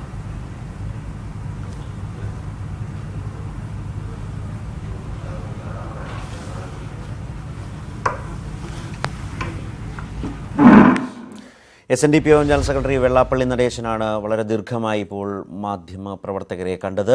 ശബരിമല വിഷയത്തിന്റെ പശ്ചാത്തലത്തിലുള്ള സംസ്ഥാന ദേശീയ രാഷ്ട്രീയത്തെക്കുറിച്ചുള്ള വിലയിരുത്തലാണ് അദ്ദേഹം നടത്തിയത്. ദേശീയ തലത്തിൽ ആർക്കും ഭൂരിപക്ഷം കിട്ടാത്ത സാഹചര്യം ഉരുത്തിരിയുകയും എന്നാൽ ആളുകളെ ചാക്കിട്ട് പിടിക്കാൻ കേമൻ മോദിയാണ് എന്നുള്ള നിലയിൽ മോദിക്ക് വീണ്ടും അധികാരത്തിൽ വരാനുള്ള സാധ്യതകളെ തള്ളിക്കളയാതെയാണ് വെള്ളാപ്പള്ളി സംസാരിച്ചത്. കേരളത്തിൽ UDFന്റെ സർവനാശമാകും ലോക്സഭാ തെരഞ്ഞെടുപ്പിൽ എന്ന് സൂചിപ്പിച്ചുകൊണ്ട് രാഷ്ട്രീയ ലക്ഷ്യങ്ങളോടുകൂടിയുള്ള ആത്മീയ ആചാര്യന്മാരുടെ സംഗമമായിരുന്നു അയ്യപ്പ ഭക്ത സംഗമത്തിൽ തിരുവനന്തപുരത്ത് കണ്ടത്. നിലപാടുള്ളയാളാണ്, നിലപാടില്ലാത്തയാളാണ് താനെന്ന വലിയ ആക്ഷേപങ്ങൾക്കുള്ള മറുപടി മാധ്യമ ചർച്ചകളടക്കം ചൂണ്ടിക്കാട്ടിക്കൊണ്ടാണ് വെള്ളാപ്പള്ളി മറുപടി നിരത്തിയത്. ഇപ്പോൾ ശ്യാം ദേവരാജ് ചേരുകയാണ്. ശ്യാം, വളരെ ദീർഘമായി തന്നെയാണ് വെള്ളാപ്പള്ളി സംസാരിച്ചത്. വെള്ളാപ്പള്ളിയുടെ SNDPയുടെ ഒക്കെയുള്ള പൊതു രാഷ്ട്രീയ താല്പര്യവും ചായ്വും നിലപാടുമൊക്കെയാണ് വെള്ളാപ്പള്ളി വിശദമാക്കാൻ ശ്രമിച്ചിട്ടുള്ളത്. വിവരങ്ങളിലേക്ക്. ചിത്തിരിക്കണ്ടത്തെ കഴിഞ്ഞ ദിവസത്തെ പരിപാടിയുമായി ബന്ധപ്പെട്ടാണ് ആദ്യ ചോദ്യങ്ങൾ ഉയർന്നത്. അതിൽ തന്നെ ഈ RSSും ശബരിമല കർമ്മസമിതിയും BJPയും ഒക്കെ ചർച്ച ചെയ്യുന്നത് അയ്യപ്പ ജ്യോതിയും ശബരിമലയിലെ സ്ത്രീ പ്രവേശനവും ഒക്കെ മാത്രമാണ്. പിന്നോക്ക വിഭാഗങ്ങളുടെ വിഷയങ്ങളൊന്നും തന്നെ അവർ ചർച്ച ചെയ്യുന്നില്ല എന്ന വിമർശനത്തോടുകൂടിയാണ് വെള്ളാപ്പള്ളി വാർത്താ സമ്മേളനം തുടങ്ങിയത്. ദേവസ്വം ബോർഡിന്റെ ക്ഷേത്രങ്ങൾ സവർണ്ണ വിഭാഗങ്ങൾ കൈപ്പിടിയിലൊതുക്കി. ആനപ്പിണ്ടം പെറുക്കാൻ പോലും ഗുരുവായൂരിൽ ഒരു പട്ടികജാതി വിഭാഗം നിയമിച്ചിട്ടില്ല. മാത്രമല്ല, ഇതുമായി ബന്ധപ്പെട്ട സമരങ്ങളൊക്കെ BJP നടത്തുമ്പോഴും അതെല്ലാം സവർണ്ണ ലോബിയുമായി കൂടിയാലോചിച്ചാണ് തീരുമാനിക്കുന്നത്. അത്തരമൊരു കാര്യത്തോട് സഹകരിക്കാൻ ബുദ്ധിമുട്ടുണ്ട്. സെൻകുമാറിനെ കാണിച്ച് ഈഴവ പ്രാതിനിധ്യമുണ്ട് എന്ന് പറയുന്നത് തെറ്റാണ്. ഹിന്ദു ആണെങ്കിൽ എല്ലാവരോടും ആലോചിച്ച് വേണം തീരുമാനം എടുക്കേണ്ടത്. രാജാവും ചങ്ങനാശ്ശേരിയും പന്തളം രാജാവും തന്ത്രിയും ഒക്കെയുമായി ആണ് ആലോചിച്ച് തീരുമാനമെടുക്കുന്നത്. മുതലെടുപ്പാണ്, അതായത് ശബരിമല വിഷയം ഒരു രാഷ്ട്രീയ മുതലെടുപ്പാണ് എന്ന് ശ്രീധരൻപിള്ള തന്നെ നേരത്തെ വ്യക്തമാക്കിയിട്ടുണ്ട്. നാമജപം തുടങ്ങിയപ്പോൾ പോലും SNDP-യോടൊന്നും ഇത്തരം കാര്യങ്ങൾ ആലോചിച്ചിട്ടില്ല. സുപ്രീം കോടതി വിധി നടപ്പാക്കാൻ സർക്കാരിന് കടമയുണ്ട്. അതുകൊണ്ട് തന്നെ ഈ പുനഃപരിശോധനാ ഹർജിയിൽ വിധി വരുമ്പോഴെങ്കിലും അതിനനുസരിച്ചുള്ള വിധി എല്ലാവരും അംഗീകരിക്കാൻ തയ്യാറാകണം. അംഗീകരിച്ച് നാട്ടിൽ സമാധാനം ഉണ്ടാക്കാൻ തയ്യാറാകണം. വരുന്ന തെരഞ്ഞെടുപ്പിൽ വരുന്ന പാർലമെന്റ് UDF-ന് കേരളത്തിൽ സർവനാശം സംഭവിക്കും. LDF-ന് ഒരു ചുക്കും സംഭവിക്കാനില്ല എന്നുമാണ് വെള്ളാപ്പള്ളി വ്യക്തമാക്കിയത്. എന്നാൽ രാജ്യത്ത് മോദി സർക്കാർ വീണ്ടും അധികാരത്തിൽ വരും. NSS-ന്റെ അണികൾ BJP-ക്കൊപ്പം പോയി കഴിഞ്ഞു. അവർ ഇത്രനാളും സമദൂരം പറഞ്ഞ് ഓരോ കാര്യങ്ങൾ നേടിയെടുക്കുകയായിരുന്നു. പല സർക്കാരുകളിൽ നിന്നും ഓരോ കാര്യങ്ങൾ നേടിയെടുക്കുകയായിരുന്നു. ഇപ്പോഴെങ്കിലും യഥാർത്ഥ ദൂരം എന്താണ് എന്ന് NSS-ന്റെ യഥാർത്ഥ ദൂരം എന്താണ് എന്ന് മനസ്സിലായി. ഭൂരിപക്ഷം കിട്ടിയില്ലെങ്കിലും കേന്ദ്ര സർക്കാർ മോദിയുടെ ഭരണം തന്നെ തുടരും. ആളുകളെ ചാക്കിടാൻ മിടുക്കനാണ്. അത് തന്നെയാണ് ഇപ്പോൾ കർണാടകത്തിൽ ഉൾപ്പെടെ കാണുന്നതെന്നുമാണ് വെള്ളാപ്പള്ളി നടേശൻ പറഞ്ഞത്. വെള്ളാപ്പള്ളി നടേശൻ, കേന്ദ്രത്തിൽ ഇപ്പോഴും പ്രസക്തിയുള്ളയാളാണ് മോദിയെന്ന് വിചാരിക്കുകയും സംസ്ഥാനത്ത് മണ്ടത്തരം കാട്ടാത്തയാളാണ് പിണറായി വിജയൻ എന്ന് പറയാനും മറന്നില്ല. തീർച്ചയായും ആ രീതിയിൽ തന്നെയാണ് സംസ്ഥാനത്ത് BJP-യെയും ഒപ്പം ശബരിമല കർമ്മസമിതിയെയും NSS-നെയും ഒക്കെ പന്തളം രാജകുടുംബത്തെയും ഒക്കെ അതിരൂക്ഷമായ ഭാഷയിൽ വിമർശിക്കുന്നു. ഒപ്പം സംസ്ഥാന സർക്കാർ നിലപാടുകളെ പൂർണ്ണമായും പിന്തുണയ്ക്കുകയും ചെയ്യുന്നു. എന്നാൽ അതേസമയം തന്നെ കേന്ദ്രത്തിൽ മോദി സർക്കാർ വീണ്ടും അധികാരത്തിൽ വരും എന്ന നിലപാടാണ്. അതായത് കേന്ദ്രത്തിൽ BJP-യെ എതിർക്കാതെയുള്ള അല്ലെങ്കിൽ പിന്തുണ നൽകുന്ന അല്ലെങ്കിൽ അവരെ അനുകൂലിക്കുന്ന നിലപാടാണ് വെള്ളാപ്പള്ളി നടേശൻ ഈ വാർത്താ സമ്മേളനത്തിൽ സ്വീകരിക്കുകയും ചെയ്തത്. പൂർണ്ണമായ ഒരു നിലപാടായിരുന്നു. എന്നാൽ സംസ്ഥാന BJP-യും അല്ലെങ്കിൽ അവർക്കൊപ്പം നിൽക്കുന്ന ആളുകളെയും എല്ലാം രൂക്ഷമായ ഭാഷയിൽ വെള്ളാപ്പള്ളി നടേശൻ വിമർശിക്കുകയും ചെയ്തു. അതാണ് വെള്ളാപ്പള്ളി നടേശന്റെ വാർത്താ സമ്മേളനത്തിൽ കാണുകയും ചെയ്തത്. ശ്യാം ദേവരാജാണ് വിവരങ്ങൾ ഇപ്പോൾ നൽകിയത്. സംസ്ഥാനത്തെ 53 പോലീസ് സ്റ്റേഷനുകളിൽ വിജിലൻസിന്റെ മിന്നൽ പരിശോധന. മാഫിയ ബന്ധമുണ്ടെന്ന ആരോപണങ്ങളെ തുടർന്നാണ് പരിശോധന. വിവരങ്ങളുമായി VV വിനോദ് ചേരുന്നു. വിനോദ്, പ്രധാനമായും എന്ത് വിവരത്തിന്റെ മാഫിയ ബന്ധം എന്നത് ഏതൊക്കെ തരത്തിലുള്ള വിവരങ്ങളാണ് ലഭിച്ചത്? റെയ്ഡിന്റെ വിശദാംശങ്ങൾ എങ്ങനെയൊക്കെയാണ്? അടുത്ത് 53 പോലീസ് സ്റ്റേഷനുകളിലാണ് ഇപ്പോൾ പരിശോധന നടക്കുന്നത്. നേരത്തെ തന്നെ വ്യാപകമായ പരാതികൾ ഉയർന്നു. കോറി മാഫിയ, മണൽ മാഫിയ ബന്ധം, അതോടൊപ്പം തന്നെ പലിശയ്ക്ക് പണം കൊടുക്കുന്നവരുമായി പോലീസ് സ്റ്റേഷനിൽ ചില ഒത്തുതീർപ്പുകൾ ഉണ്ടാകുന്നു. അവർക്ക് അനുകൂലമായ തീരുമാനങ്ങൾ ഉണ്ടാകുന്നു. അതോടൊപ്പം തന്നെ വാഹനാപകടങ്ങളുമായി ബന്ധപ്പെട്ട ഇൻഷുറൻസ് ക്ലെയിം ചെയ്യുന്നതിലെ തട്ടിപ്പുകൾ, ചില അഭിഭാഷകരുമായി ചേർന്ന് പോലീസ് സ്റ്റേഷനുകളിൽ ചില തട്ടിപ്പുകൾ നടത്തുന്നു തുടങ്ങിയ പരാതികൾ വ്യാപകമായതിന്റെ അടിസ്ഥാനത്തിലാണ് ഇപ്പോൾ വിജിലൻസ് പരിശോധന നടത്തുന്നത്.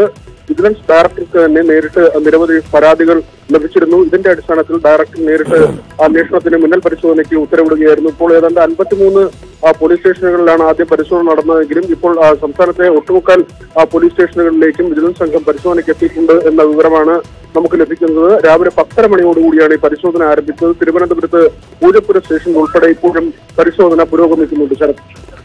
ശരി, വിനോദാണ് വിവരങ്ങൾ നൽകിയത്. 53 സ്റ്റേഷനുകളിലാണ് ഒരേ സമയം വിജിലൻസിന്റെ മിന്നൽ പരിശോധന, പോലീസ് സ്റ്റേഷനുകളിലാണ് വിജിലൻസിന്റെ മിന്നൽ പരിശോധന നടന്നുകൊണ്ടിരിക്കുന്നത്. വിവിധ തരത്തിലുള്ള ആക്ഷേപങ്ങൾ ഉയർന്ന പശ്ചാത്തലത്തിലാണ് പരിശോധന.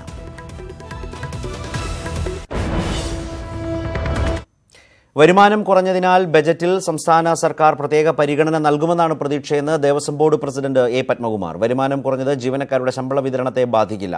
ദേവസ്വം ബോർഡ് പ്രസിഡന്റ് എന്ന നിലയിൽ കാലാവധി പൂർത്തിയാക്കുമെന്നും പത്മകുമാർ ആവർത്തിച്ചു.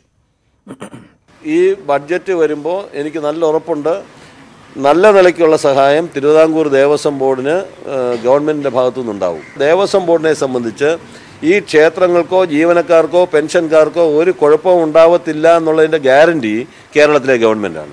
ആ ഗവൺമെൻറ് ഇതിനെ സംരക്ഷിക്കും, സഹായിക്കും എന്ന് പറഞ്ഞിട്ടുണ്ട്. ശബരിമല തൊട്ടുള്ള കളി അതാര് നടത്തിയാലും അതെങ്ങനെ വരുമെന്നുള്ളതിനെപ്പറ്റി എനിക്ക് നല്ല വിശ്വാസമാണ്.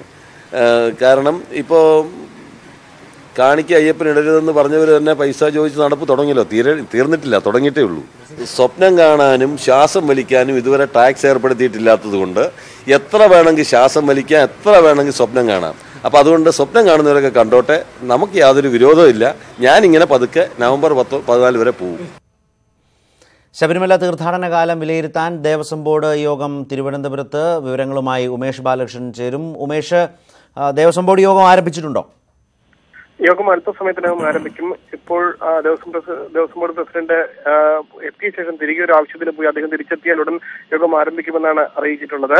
നിലവിൽ ഒരു ശബരിമല മണ്ഡലകാലത്തിലെ ഒരു പൊതു അവലോകനം യോഗത്തിൽ നടക്കുമെന്നാണ് അറിയിച്ചിട്ടുള്ളത്. 85 കോടിയിലധികം രൂപയുടെ 95 കോടിയോളം രൂപയുടെ വരുമാന നഷ്ടം കഴിഞ്ഞ വർഷത്തേക്കാൾ ഉണ്ടായിട്ടുണ്ട്. ഈ ഒരു വരുമാന നഷ്ടം അതെങ്ങനെ മറികടക്കും എന്നുള്ളതായിരിക്കും പ്രധാനമായി ഒരു അവലോകനത്തിൽ ചർച്ചയാവുക. എന്തായാലും ഒരു ശുഭാപ്തി വിശ്വാസം ദേവസ്വം ബോർഡ് പ്രസിഡന്റ് മുന്നോട്ട് വെച്ചിട്ടുണ്ട്. സർക്കാരിന്റെ ഭാഗത്തു നിന്ന് ഈ ബജറ്റിൽ അടക്കം വലിയൊരു തുക ഇത് സഹായമായി ലഭിക്കുമെന്നുള്ള പ്രതീക്ഷയാണ് ദേവസ്വം ബോർഡ് പ്രസിഡന്റ് തന്നെ മുന്നോട്ട് വെച്ചിട്ടുള്ളത്. ഇതോടൊപ്പം പ്രധാന അജണ്ടയായി ഇന്ന് യോഗത്തിന്റെ അജണ്ടയായി നേരത്തെ നിശ്ചയിച്ച പ്രകാരം ആണെങ്കിൽ കൊട്ടാരക്കര ഗണപതി ക്ഷേത്രത്തിന്റെ നിർമ്മാണ പ്രവർത്തനങ്ങളും കൂടാതെ ശബരിമലയുമായി ബന്ധപ്പെട്ട് ശബരിമലയുടെ ഇടത്താവളങ്ങളായി വരുന്ന ക്ഷേത്രങ്ങളുടെ നവീകരണവും ഇന്ന് ചർച്ച ചെയ്യുന്നുണ്ട്. നേരത്തെ തന്ത്രിക്ക് കാരണം കാണിക്കൽ നോട്ടീസിന്റെ മറുപടി നൽകാനുള്ള കാലാവധിക്ക് സമയം നീട്ടി നൽകിയിട്ടുണ്ട്. അതുകൊണ്ട് തന്നെ ആ വിഷയം ഇന്നത്തെ യോഗത്തിൽ ചർച്ചയാവില്ല. അതേസമയം പുനഃപരിശോധന ഹർജി അടക്കം സുപ്രീം കോടതി എടുക്കാൻ പോകുന്ന സാഹചര്യത്തിൽ ഇതുമായി ബന്ധപ്പെട്ട് എന്തെങ്കിലും ദേവസ്വം ബോർഡിന്റെ നിലപാടടക്കം ആരാഞ്ഞാൽ അതിനെന്ത് മറുപടി കൊടുക്കും എന്നുള്ള കാര്യത്തിൽ അടക്കം ഒരു വ്യക്തത വരേണ്ടതുണ്ട്. ആ വിഷയങ്ങളും ഇന്നത്തെ യോഗത്തിൽ ചർച്ചയായേക്കും. ശരി ഉമേഷ്. ഇപ്പോൾ നിയമമന്ത്രി എ കെ ബാലൻ മാധ്യമങ്ങളെ കാണുകയാണ്.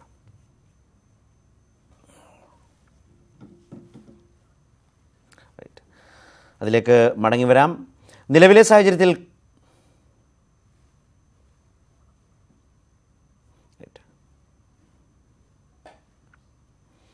മനുഷ്യക്കടത്തിലെ തെളിവുകൾ തേടി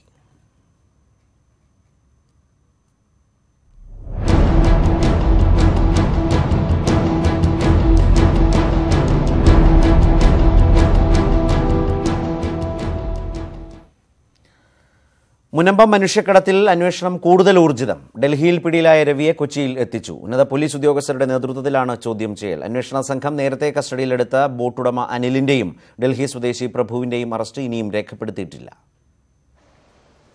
തിങ്കളാഴ്ചയാണ് ഡൽഹി സ്വദേശി രവി സനൂപ് രാജയെ ആലുവ വെസ്റ്റ് SIയുടെ നേതൃത്വത്തിലുള്ള പോലീസ് സംഘം കസ്റ്റഡിയിലെടുത്തത്. മുനമ്പത്ത് നിന്ന് ന്യൂസിലൻഡിലേക്ക് കടക്കാൻ ശ്രമിച്ച ശേഷം പിന്മാറി ഡൽഹിയിലേക്ക് മടങ്ങിയതായിരുന്നു രവി. മോഷണം ഉൾപ്പെടെ 21 കേസുകളിൽ പ്രതിയാണ് രവി. ഉന്നത പോലീസ് ഉദ്യോഗസ്ഥരുടെ സാന്നിധ്യത്തിലാണ് ചോദ്യം ചെയ്യുന്നത്. മനുഷ്യക്കടത്തിന് പിന്നിൽ പ്രവർത്തിച്ച ശ്രീകാന്ത് അടക്കമുള്ള മുഖ്യകണ്ണികളുമായുള്ള ബന്ധമാണ് അന്വേഷിക്കുന്നത്. രവിയെ കൂടാതെ കസ്റ്റഡിയിലുള്ള ബോട്ടുടമ അനിൽകുമാറിന്റെയും ഡൽഹി സ്വദേശി പ്രഭുവിന്റെയും ചോദ്യം ചെയ്യൽ തുടരുകയാണ്. ഇന്നലെ ഇന്റലിജൻസ് ബ്യൂറോ ഇവരെ ചോദ്യം ചെയ്യുകയും ഇവരിൽ നിന്ന് ലഭിച്ച വിവരങ്ങളുടെ അടിസ്ഥാനത്തിൽ അന്വേഷണ സംഘവുമായി ചർച്ച നടത്തുകയും ചെയ്തു. വരും ദിവസങ്ങളിൽ കൂടുതൽ ഏജൻസികളുടെ ചോദ്യം ചെയ്യലുണ്ടാകും. മുനമ്പത്ത് നിന്ന് ന്യൂസിലൻഡിലേക്ക് കടന്നവരിൽ ശ്രീലങ്കൻ സ്വദേശികൾ ഉള്ളതിനാൽ ശ്രീലങ്കൻ ഏജൻസിയുടെ സഹായവും തേടിയിട്ടുണ്ട്. ന്യൂസ് 18 കൊച്ചി. ബി.ജെ.പിയിലെ ഗ്രൂപ്പ് പോരിന് ചാനൽ ചർച്ചയും കരുവാക്കുന്നതായി വിമർശനം. ചാനൽ ചർച്ചയിൽ പങ്കെടുത്തതിന്റെ പേരിൽ കെ സുരേന്ദ്രന്റെ അഭിഭാഷകൻ അഡ്വക്കേറ്റ് പി കൃഷ്ണദാസിനെ സസ്പെൻഡ് ചെയ്തു. മാധ്യമങ്ങളെ ബഹിഷ്കരിച്ച് മുന്നോട്ടു പോകുന്നത് ശരിയല്ലെന്ന് നടപടി നേരിട്ട കൃഷ്ണദാസ് ന്യൂസ് 18നോട് പറഞ്ഞു. മുരളീധരപക്ഷത്തെ ശക്തനായ നേതാക്കളിൽ ഒരാളാണ് കൃഷ്ണദാസ്. ചാനൽ ചർച്ചയിൽ പങ്കെടുത്തതിന്റെ പേരിൽ ബി.ജെ.പി സംസ്ഥാന സമിതി അംഗമായ കൃഷ്ണദാസിനെ സംസ്ഥാന പ്രസിഡന്റ് കഴിഞ്ഞ ദിവസമാണ് സസ്പെൻഡ് ചെയ്തത്. ചർച്ചകളിൽ മാധ്യമങ്ങളോട് സംസാരിക്കേണ്ടതില്ലെന്ന് നേതാക്കൾക്ക് സംസ്ഥാന നേതൃത്വം നിർദ്ദേശം നൽകിയിരുന്നു. എന്നാൽ പി കൃഷ്ണദാസ് ചർച്ചയിൽ പങ്കെടുത്തു. ബി.ജെ.പി സംസ്ഥാന ജനറൽ സെക്രട്ടറിയായ കെ സുരേന്ദ്രന്റെ തെരഞ്ഞെടുപ്പുമായി ബന്ധപ്പെട്ട കേസിലെ അഭിഭാഷകനാണ് പി കൃഷ്ണദാസ്. അഭിഭാഷകൻ എന്ന നിലയിൽ പൊതുപ്രശ്നത്തെ അവതരിപ്പിക്കാനാണ് ചർച്ചയിൽ പങ്കെടുത്തതെന്നും അത് പാർട്ടി വിലക്കിന്റെ പരിധിയിൽ വരുന്നതല്ലെന്നുമാണ് കൃഷ്ണദാസിന്റെ നിലപാട്. അഭിഭാഷകൻ എന്നുള്ള നിലക്കാണ് ഞാൻ ആ ചർച്ചയിൽ പോയതും എന്നെ വിളിച്ചതും എന്നെ ഇൻട്രൊഡ്യൂസ് ചെയ്തതും അഭിഭാഷകൻ എന്നുള്ള നിലക്ക് തന്നെയാണ്. അതിനെ തുടർന്നാണ് നടപടി എന്നാണ് ഞാൻ മനസ്സിലാക്കുന്നത്. അതേസമയം കൃഷ്ണദാസിന്റെ സസ്പെൻഷന് പിന്നിൽ ബി.ജെ.പിയിലെ ചേരിതിരിവാണ് എന്ന ആക്ഷേപം ഒരു വിഭാഗം ഉന്നയിക്കുന്നു. മുരളീധരൻ വിഭാഗത്തിന് ശ്രീധരൻപിള്ള പക്ഷം നൽകിയ മറുപടിയാണ് സസ്പെൻഷൻ എന്നാണ് വ്യാഖ്യാനിക്കപ്പെടുന്നത്. പി കൃഷ്ണദാസിന്റെ സസ്പെൻഷൻ വരും ദിവസങ്ങളിൽ ഗ്രൂപ്പ് പോര് വർദ്ധിപ്പിക്കുമെന്നാണ് വിലയിരുത്തപ്പെടുന്നത്. ഡാനി പോൾ, ന്യൂസ് 18 കൊച്ചി. ഡൽഹിയിൽ കനത്ത മഴയെ തുടർന്ന് വൻ ഗതാഗത കുരുക്ക്. റോഡ്, റെയിൽ ഗതാഗതം തടസ്സപ്പെട്ടു. ഇടിമിന്നലും ആലിപ്പഴ വർഷവും ഉണ്ടായി. മൂടൽമഞ്ഞ് കാരണം 15 ട്രെയിനുകൾ വൈകി ഓടുകയാണ്. ഗുരുഗ്രാം, നോയിഡ തുടങ്ങിയ സ്ഥലങ്ങളിലും കനത്ത മഴ പെയ്തു. ഇന്നലെ തുടങ്ങിയ മഴ 2 ദിവസം കൂടി തുടരുമെന്നാണ് കാലാവസ്ഥാ നിരീക്ഷണ കേന്ദ്രത്തിന്റെ പ്രവചനം. അടുത്ത ദിവസങ്ങളിൽ ശക്തമായ കാറ്റും ഉണ്ടാകുമെന്നാണ് മുന്നറിയിപ്പ്.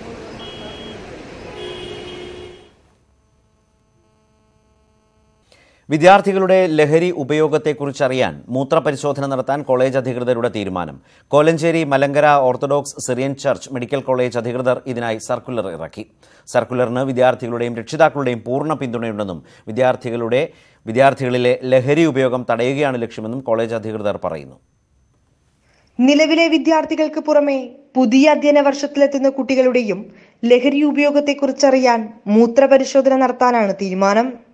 ഇക്കാര്യത്തെക്കുറിച്ചുള്ള നിയമാവലി പ്രവേശന സമയത്ത് തന്നെ നൽകും. സമ്മതപത്രം പ്രവേശന സമയത്ത് തന്നെ ഒപ്പിട്ട് നൽകണമെന്നും Malankara orthodox Syrian church medical college അധികൃതർ പറയുന്നു. ഇതിന് തയ്യാറായില്ലെങ്കിൽ കോളേജിലോ ഹോസ്റ്റലിലോ വിദ്യാർത്ഥികൾക്ക് അഡ്മിഷൻ നൽകാൻ കഴിയില്ല. കോളേജസിന് നമ്മൾ എങ്ങനെ ആരാ യൂസ് ചെയ്യണേ ആരാ യൂസ് ചെയ്യാത്ത നമ്മൾ എങ്ങനെയാ മനസ്സിലാക്കുക? ഓട്ടോമാറ്റിക്കായിട്ട് നമുക്ക് സ്ക്രീൻ ചെയ്തിട്ടല്ലാണ്ട് മനസ്സിലാക്കുക. നമുക്ക് we cannot cast wrong aspersions on people. അതുകൊണ്ടാണ് we decided that we will have a random testing. പരിശോധനയിൽ വിദ്യാർത്ഥികൾ ലഹരി ഉപയോഗിച്ചു എന്നറിഞ്ഞാൽ മാതാപിതാക്കളെ വിവരമറിയിക്കും. വേണ്ട രീതിയിലുള്ള കൗൺസിലിംഗ് നൽകുകയും ചെയ്യും. And this is mainly to help them. ഞങ്ങളുടെ കുട്ടികൾ അങ്ങനെ ഒന്നും പെട്ടുപോയത് ഞങ്ങളുടെ ഒരു ആഗ്രഹം കൊണ്ട് ഞങ്ങളത് ചെയ്യണതാണ്, അല്ലാണ്ട് വേറെ ഒന്നുമല്ല. സർക്കുലറിന് വിദ്യാർത്ഥികളുടെയും മാതാപിതാക്കളുടെയും പൂർണ്ണ പിന്തുണയുണ്ടെന്നാണ് കോളേജ് അധികൃതർ വിശദമാക്കുന്നത്. വിനീത VG, ന്യൂസ് 18 കൊച്ചി.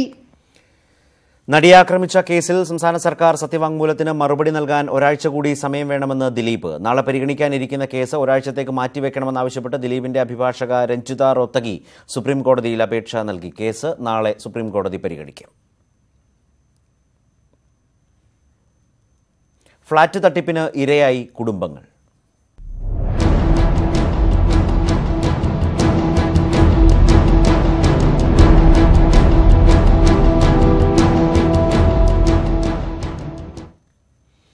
ഫ്ളാറ്റ് വാങ്ങാൻ ലക്ഷങ്ങൾ നൽകി പെരുവഴിയിലാകുന്ന അവസ്ഥയാണ് കൊച്ചിയിലെ നിരവധി കുടുംബങ്ങൾ. കാക്കനാട്ട് ഫ്ളാറ്റ് സമുച്ചയം നിർമ്മിക്കുമെന്ന ജൈൻ ഗ്രൂപ്പിന്റെ വാഗ്ദാനം വിശ്വസിച്ച കുടുംബങ്ങളിൽ പലർക്കും ഫ്ളാറ്റ് കിട്ടിയില്ല. കിട്ടിയ ഫ്ളാറ്റുകളിൽ അടിസ്ഥാന സൗകര്യങ്ങളുമില്ല. പരാതിയുമായി ഫ്ളാറ്റ് ഉടമകളെ സമീപിച്ചിട്ടും ഫലമില്ല. എറണാകുളം ഇൻഫോ പാർക്കിന് സമീപമായി 8 ഏക്കറിൽ 8 ഫ്ളാറ്റുകൾ എന്നതാണ് ജെയിൻ ഹൌസ് ഗ്രൂപ്പിന്റെ വാഗ്ദാനം. നിലവിൽ 8 ഫ്ളാറ്റുകളിൽ പണി പൂർത്തിയായത് 2 എണ്ണം മാത്രം. 2005-ൽ മുഴുവൻ തുകയും നൽകിയവർക്ക് ഇനിയും ഫ്ളാറ്റുകൾ ലഭിച്ചിട്ടില്ല. ഇന്നത്തെ ഇതുവരെ ഇതിന്റെ കംപ്ലീഷൻ സർട്ടിഫിക്കറ്റോ ഇവിടെയുള്ള മറ്റുള്ള അമ്യൂണിറ്റീസോ ഇലക്ട്രിസിറ്റി സെപ്പറേറ്റ് മീറ്ററോ വാട്ടർ കണക്ഷനോ ഫ്ളാറ്റിന്റെ നമ്പറോ ഒന്നും ഇതുവരെ കിട്ടിയിട്ടില്ല. 19 നിലയോളമുള്ള ഫ്ളാറ്റുകളിലെ ലിഫ്റ്റും പ്രവർത്തിക്കുന്നില്ല. കഴിഞ്ഞ ജൂണിൽ എൻ്റെ ഹസ്ബൻഡിന് പനി കൂടി BP കുറഞ്ഞു. ആംബുലൻസ് വെളിയിൽ വന്ന് നിന്നിട്ടും 3 മണിക്കൂർ വെയിറ്റ് ചെയ്തതിന് ശേഷമാണ് ചെയറിലിരുത്തിയിട്ട് ഇവിടുത്തെ കെയർ ടേക്കറും പിന്നെ സെക്യൂരിറ്റി എല്ലാം ഹെൽപ്പ് ചെയ്തിട്ടാണ് താഴെ കൊണ്ടുവന്നത്. വർഷങ്ങൾ പിന്നിട്ടിട്ടും ഫ്ളാറ്റ് ലഭിക്കാതായതോടെ പണം തിരികെ ലഭിക്കണമെന്ന ആവശ്യവുമായി ജെയിൻ ഹൌസ് അധികൃതരെ സമീപിച്ചെങ്കിലും അനുകൂല നടപടി ഉണ്ടായില്ല. അവര് ഞങ്ങൾക്ക് ഫ്ളാറ്റ് തരാമെന്ന് പറഞ്ഞു. പക്ഷെ ഇതാണ് അവസ്ഥ. 15th ഫ്ലോറിലാണ് ഞങ്ങളുടെ. ലിഫ്റ്റ് ഒന്നും ഇല്ലാണ്ട് ഞങ്ങൾക്ക് പോകാനും പറ്റില്ല, വരാനും പറ്റില്ല. സ്വിമ്മിംഗ് പൂളും ഗോൾഫ് പാർക്കും അടക്കം വലിയ വാഗ്ദാനങ്ങൾ നൽകിയാണ് ഫ്ളാറ്റ് ഉടമകൾ ഉപഭോക്താക്കളിൽ നിന്ന് പണം വാങ്ങിയത്. വിനീത VG, ന്യൂസ് 18 കൊച്ചി.